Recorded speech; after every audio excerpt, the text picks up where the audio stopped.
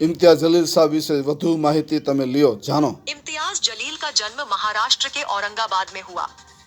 उनके पिता का नाम सैयद अब्दुल जलील और मां का नाम जकिया जलील था। उनके पिता सिविल सर्जन थे और उनके भाई जेट एयरवेज में मैनेजर हैं। 1993 में इनकी शादी रूमी फातिमा से हुई और इनके 2 बच्चे हैं।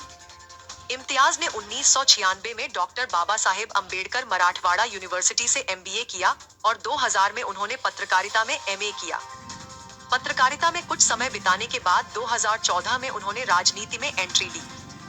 ओवैसी की पार्टी AIMIM ने औरंगाबाद केंद्रीय विधानसभा क्षेत्र से उन्हें चुनाव लड़ाया। वोटिंग से महज 22 दिन पहले उन्हें टिकट मिला और उन्होंने शिवसेना प्रत्याशी प्रदीप जायसवाल को करीब 20,000 वोटों के अंतर से हराया। 2019 के आम चुनावों में वो AIMIM के टिकट से चुनाव लड़े और औरंगाबाद लोकसभा क्षेत्र से जीत दर्ज की। મને આશા છે કે ઇમ્તિયાજ જલીલ સાહેબની હિસ્ટ્રી જાણીને તમને ખૂબ આનંદ થયો હશે।